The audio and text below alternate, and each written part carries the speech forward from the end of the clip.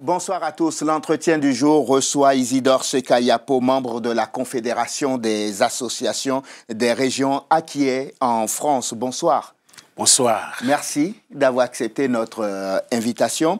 Vous êtes donc le président de la commission communication, c'est ça, de cette confédération-là. En quelques mots, est-ce que vous pouvez nous présenter la Confédération des associations des régions Akyé en France? Vous prononcez bien le sigle. Ah oui? Oui, oui. Merci beaucoup. Oui, la Confédération des associations des régions Akyé en France est née en décembre 1993. Oui, ça fait 25 ans.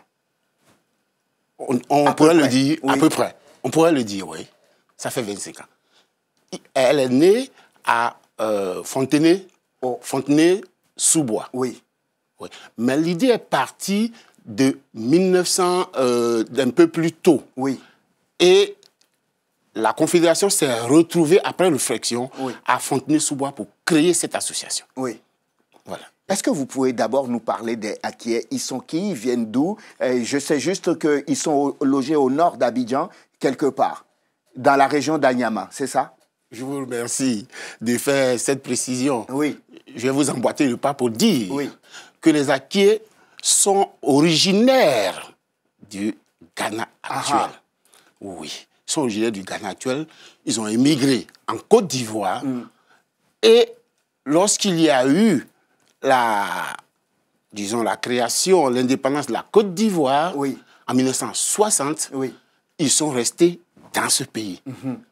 Voilà. Et ils sont localisés au sud-est de la Côte d'Ivoire, à 105 km d'Abidjan. Abidjan, la capitale économique. Absolument. Oui. On parle une langue particulière quand on est Akyé ou pas forcément, non? On parle une langue particulière. Oui. Oui. C'est l'Akyé qui a donné l'ethnie Akyé.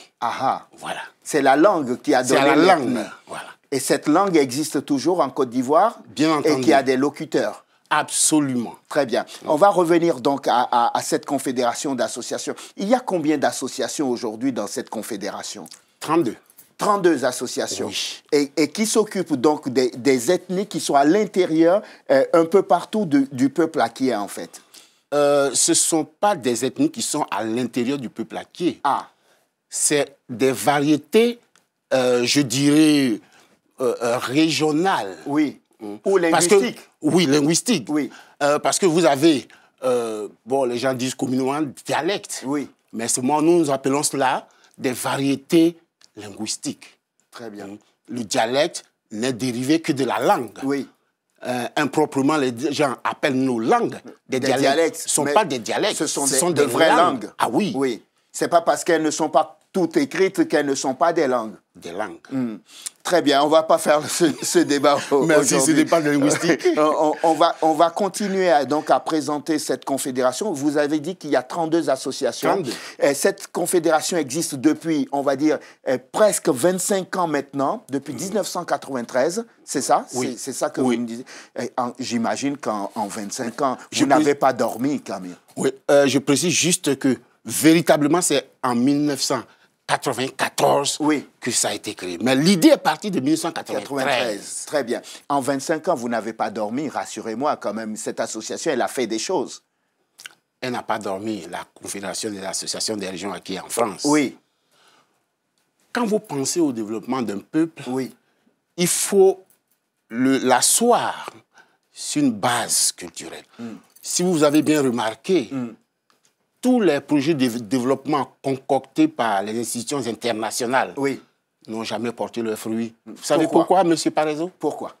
Simplement parce que ces organismes-là n'ont pas pris en compte l'aspect, sinon je dirais la dimension culturelle du développement. Ah oui. On a quelques minutes devant nous. Vous pouvez m'expliquer votre point de vue et ce que vous défendez réellement. M. Parezo, regardez l'Afrique. Nous avons quoi? Nous avons tout, M. Parezo. Nous avons tout en Afrique. À tout point de vue. Oui.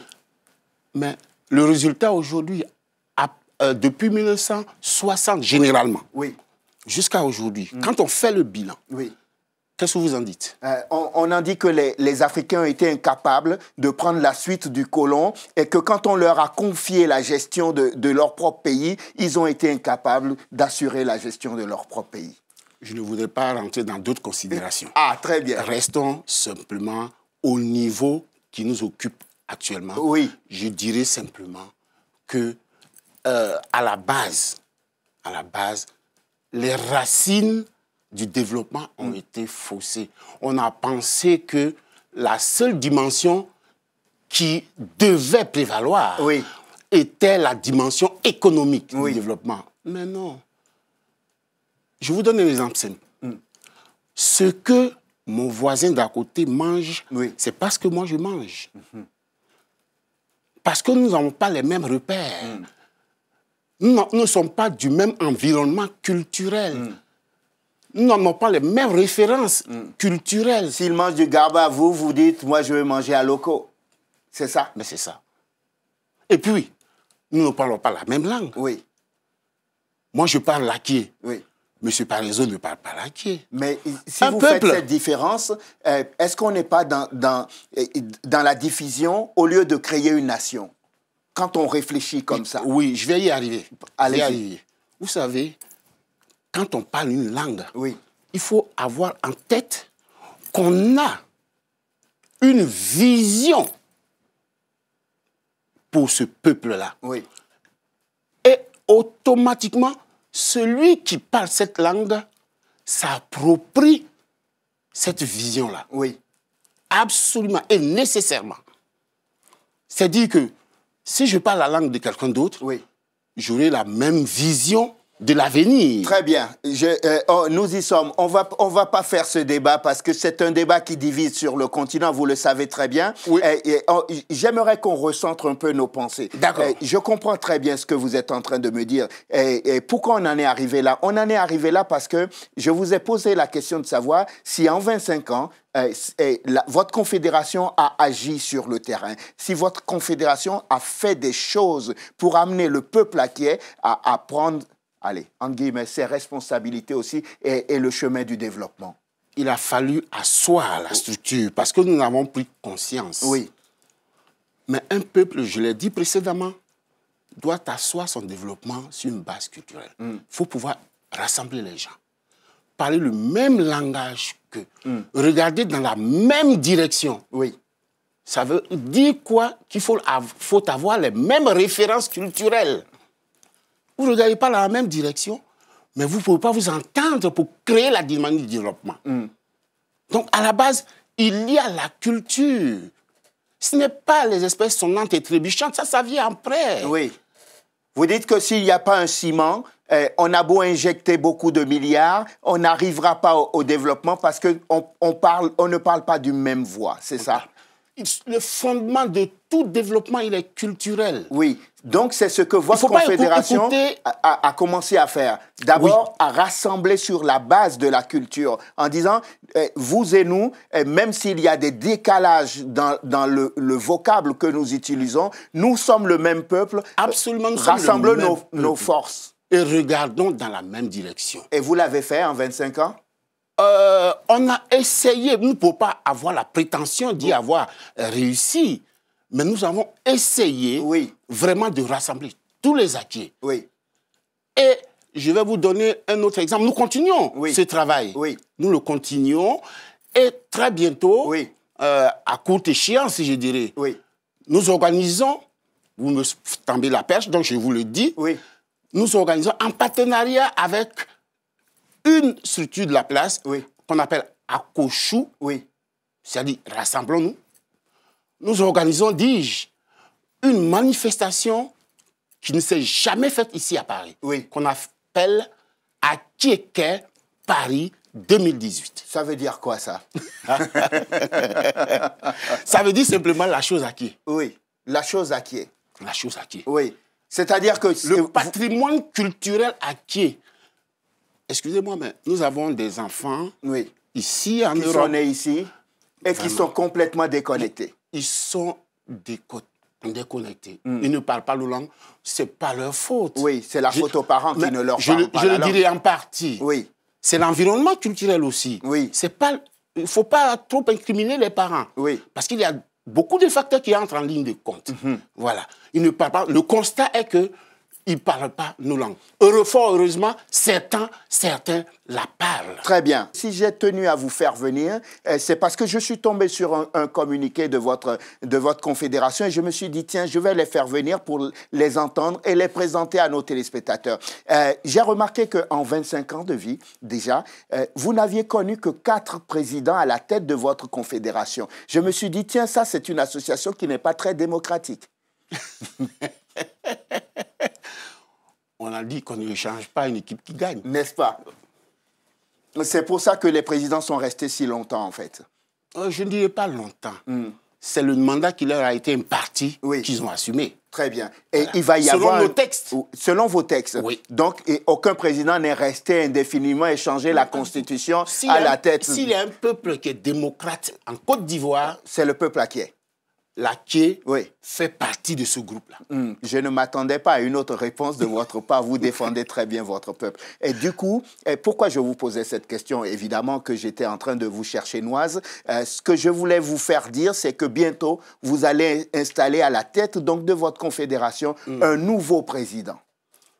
La preuve la plus palpable, c'est ça. De votre démocratie. Absolument. Nous sommes démocrates. Nous sommes foncièrement démocrates. Monsieur Parézo, vous pouvez vous informer un peu plus. On vous dira que le peuple Aké, c'est un peuple de démocrates.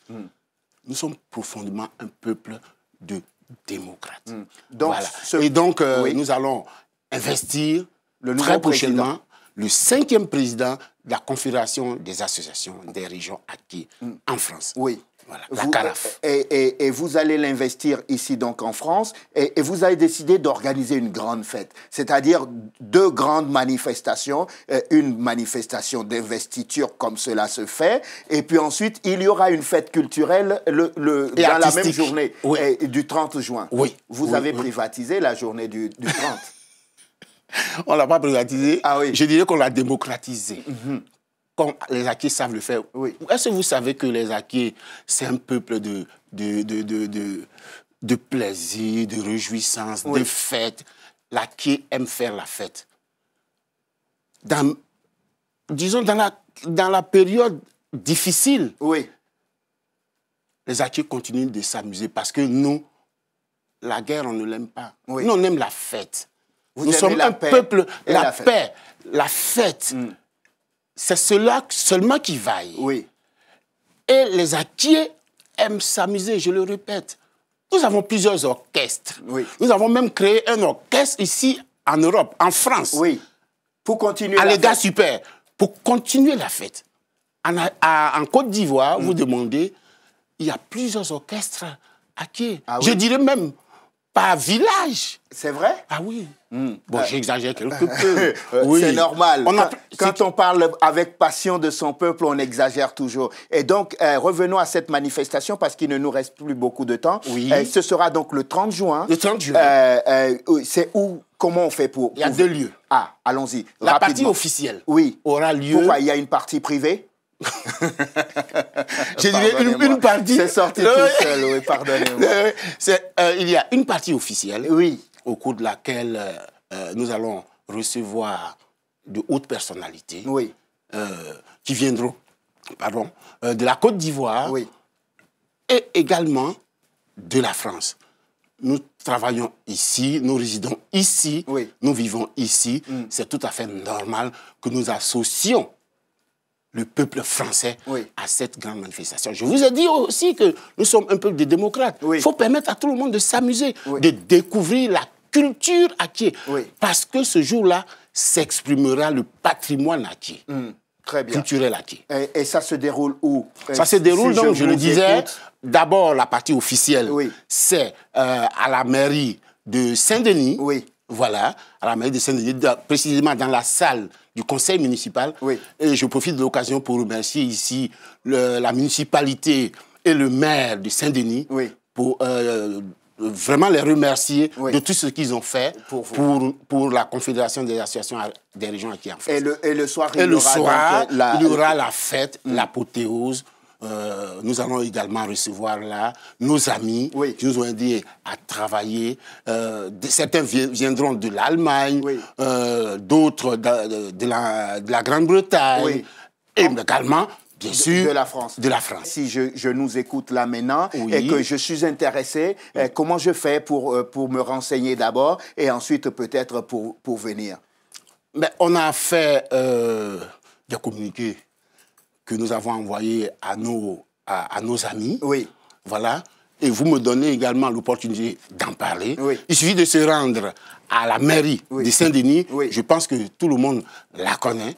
Et puis, voilà, on commence là. Et on termine du côté de Bobigny. La deuxième partie. Ça commence à la mairie de Saint-Denis et ça finit du côté de Bobigny. Ça va être à la salle Le Cargo. Le Cargo au 49 avenue Henri Barbus. Oui. Isidore Sekayapo, merci. Je vous en prie. Merci infiniment. Comment on dit merci en Akie? Nassin. Nassin. Très bien, Nassin. Alors, je vous en prie. Président de la commission communication de la Confédération des associations des régions acquiées en France, merci infiniment d'être venu nous parler de l'intronisation du 5e président de votre confédération. Ce sera le 30 juin prochain à la mairie de Saint-Denis, ici en France. Voilà. Merci à vous de nous avoir suivis. Je vous souhaite de passer une excellente suite de programmes, évidemment sur Télésud. On se retrouve demain pour un nouveau numéro. D'ici là, portez-vous bien. À demain.